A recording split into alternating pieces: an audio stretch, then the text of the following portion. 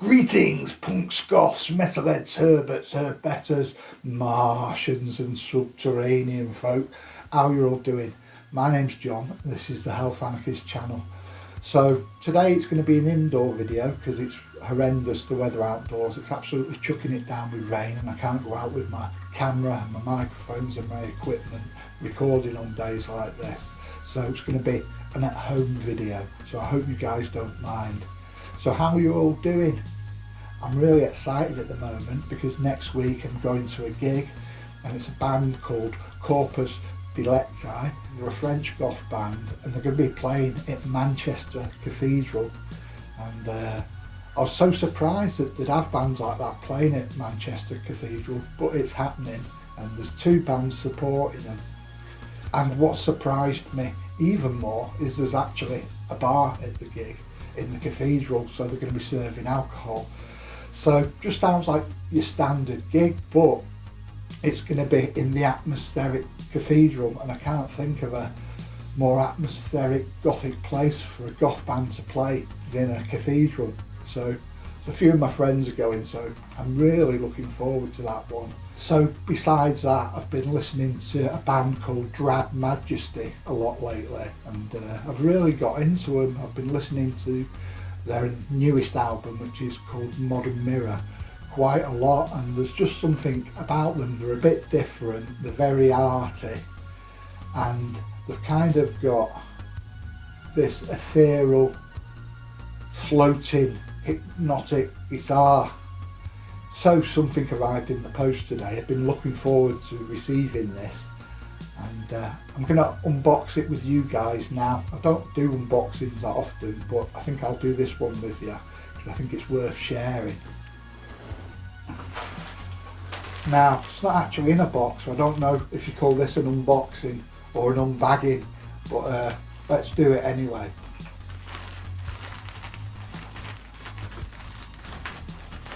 So it's in one of these plastic bags, so I reckon I'll just rip it open. So that's the first clue.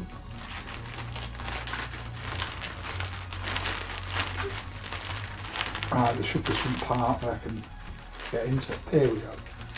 Right, we're in there. So, as you can guess, it's a t-shirt. And I'll show you this t-shirt now.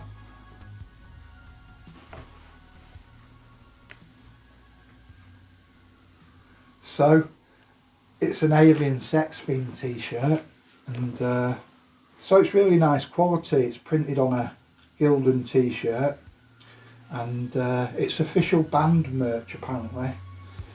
So yeah, that's nice.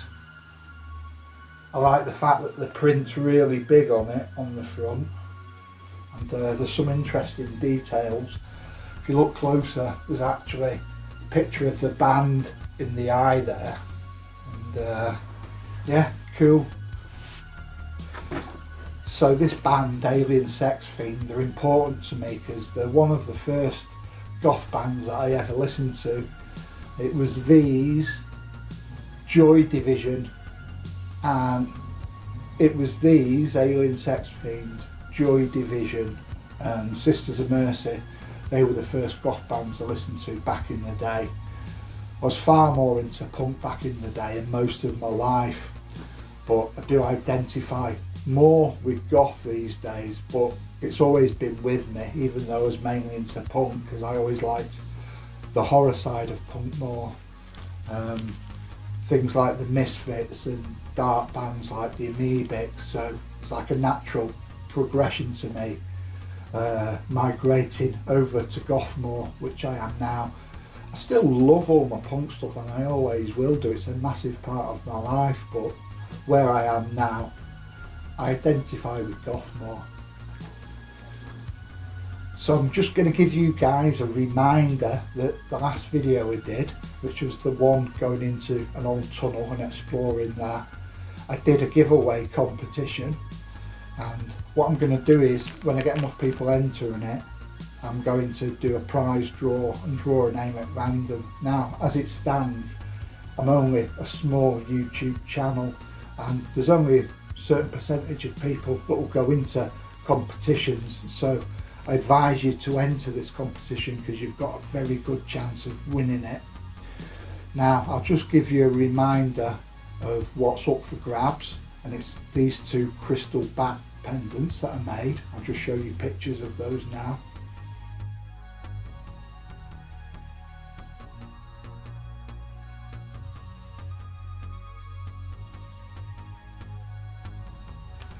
Now these are handmade items, and I don't sell these or anything. I don't want to make them all the time, it's just a hobby. So they go to friends and family for the vast majority of the time. So this is a rare chance when you can actually get to win one of these. Now, as I said, they're handmade. Each one is unique. Each one is going to be different because each crystal is different. No two are the same. So if you'd like one of these pendants, then go to the video in the links below and enter into this competition. You've got a good chance of winning it. So besides me looking forward to the Goth gig next week and listening to new music, I have been a little bit sad this week. I just thought I'd be real with you guys and share that. I saw a picture of my friend the other day, and he was one of my best friends, and it was a picture from the past. He died, I think it's coming up to 10 years ago now, and it just seemed quite significant that he's not been with us for nearly 10 years, and just made me feel quite sad because he was such a big important part of my life. I mean, my family discarded me at age 17, so I was totally out on my own to fend for myself. And this guy, he sort of befriended me and brought me into the punk family, and kind of took me under his wing a bit. I think he could see in me that I was quite hurt and vulnerable even at the time, and he kind of looked after me like a big brother, even though he's a few years younger than me.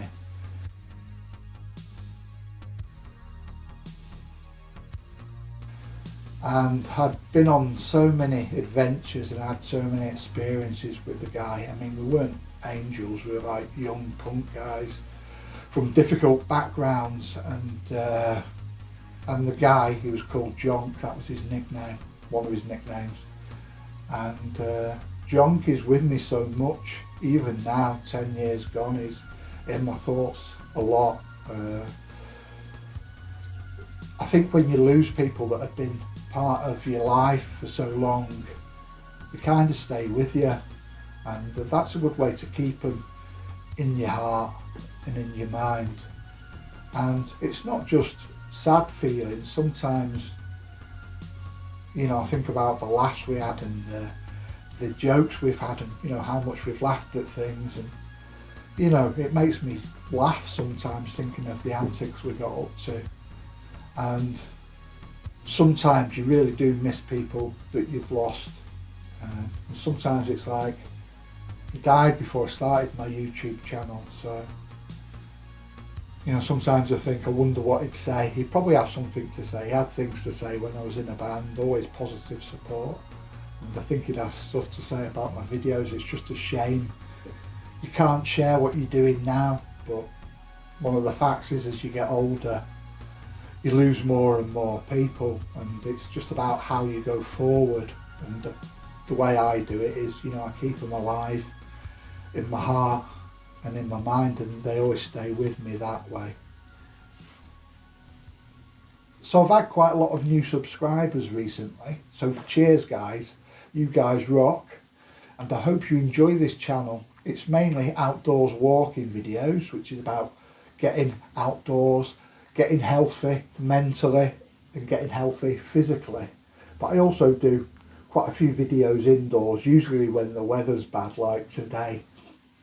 So when I do get new subscribers and you have your own YouTube channel putting out videos, I do enjoy having a look and watching them, and I've watched some of your videos recently and I've really enjoyed them. I love watching small YouTubers. It's really refreshing rather than watching the big YouTube channels that are minted in loads of money and they've got like thousands to throw away on productions. I like watching the small guys, the underdogs, like myself.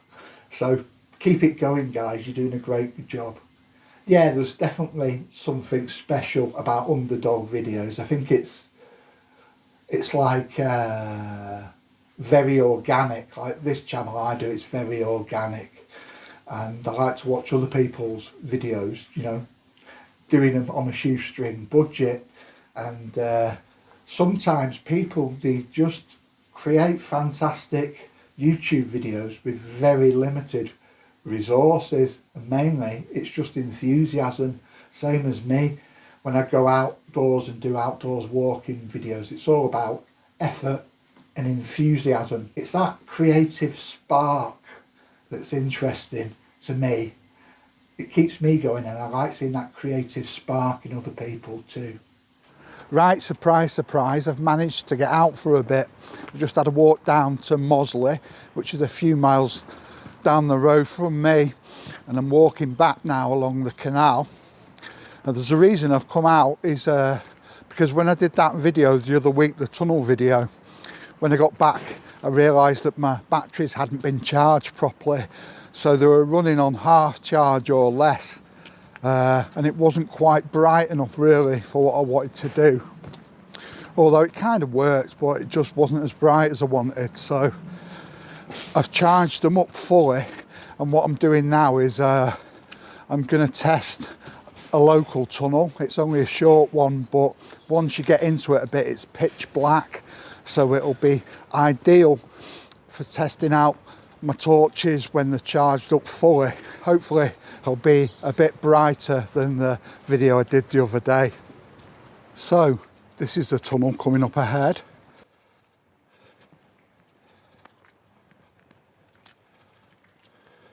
And it's known as Scout Tunnel. So let's have a walk through and explore of this tunnel together.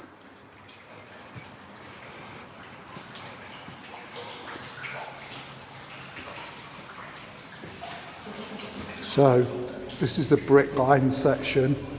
It's brick lined at the beginning of each end, and it goes into rock, which I find the interesting part. It's been raining a lot, as I was saying, so you've got quite a lot of water dripping through. I'll just try and dodge these on my camera.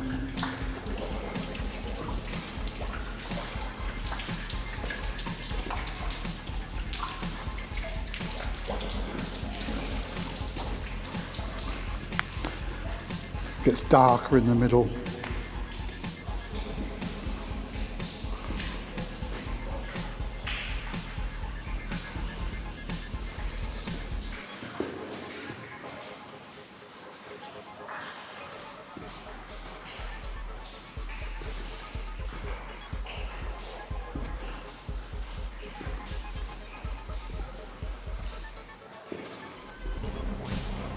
So far so good, but it's the rock section ahead that gets really dark. It's like a cave where it's been blasted through.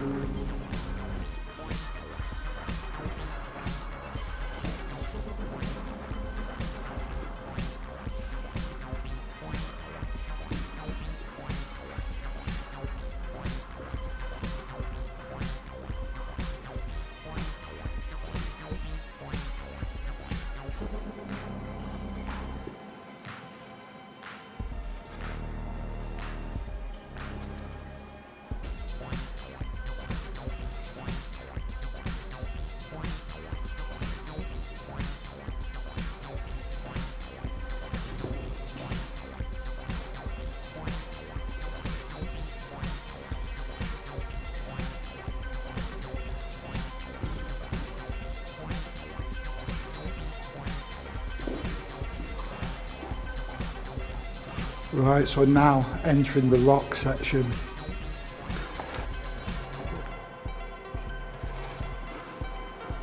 It is a bit like a cave.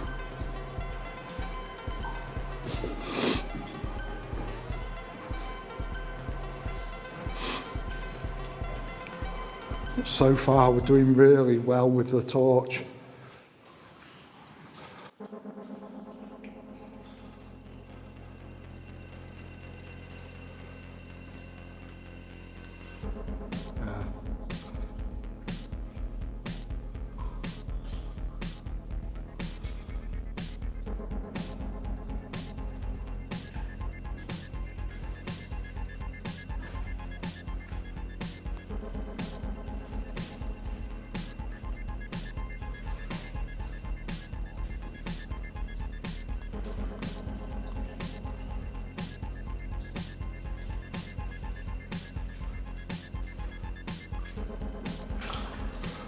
Apparently there's bats in this tunnel.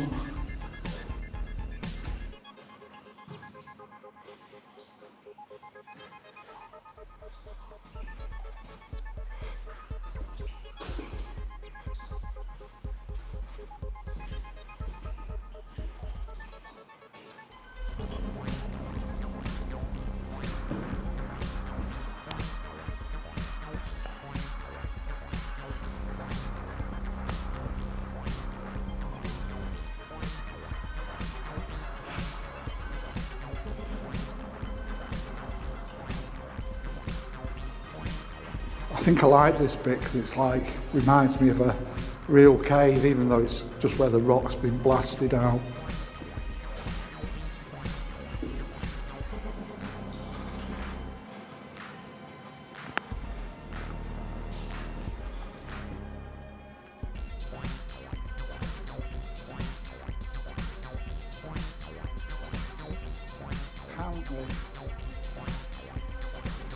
Apparently this tunnel was closed up for a very long time because it was derelict and very unsafe, and it was restored fairly recently, which is why you can walk through it today. So good on them who restored it, they've done a good job.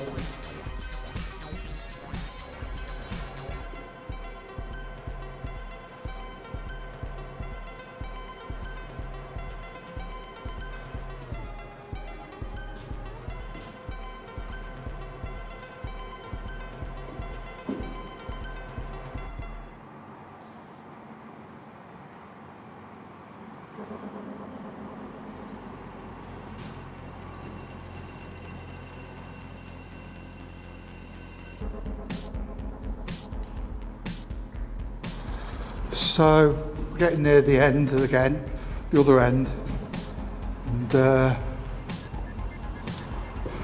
be another brick line section getting a lot lighter. Now I seem to have missed that date stone this time through. I think it's something like, it's either 1847 or 1747, something like that. But I seem to have missed it. I was looking for it, unless it's been removed to have some work done on it, like restoring it or something. But yeah, there were some like rough blocks, I think, where it was. I mean, I might have just missed it, but I think it's been removed for some reason.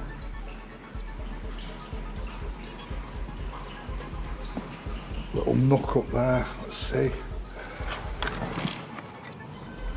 Big old spider there, look at that, it's a beauty. Now that is an interesting spider. I'm not sure if it's one of these cave spiders. Cool. Seems to have been filled in, this hole. I wonder if it ever went anywhere, like it was an air vent or something like that.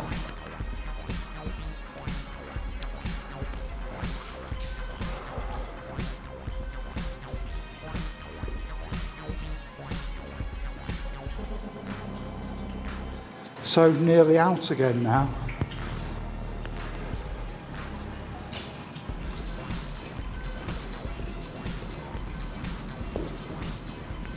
Right, well, I'm glad I did this today. I'm glad I got out for a bit because it was a successful test.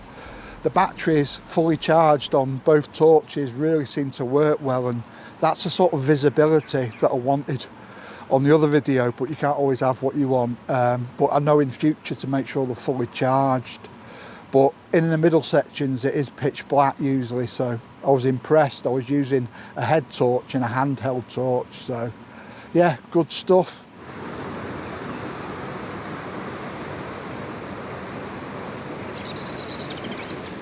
So anyway, I hope you enjoyed this video today. If you did enjoy it, please don't forget to give us a like and a subscribe if you haven't already done so. And I'll catch you very soon. Bye.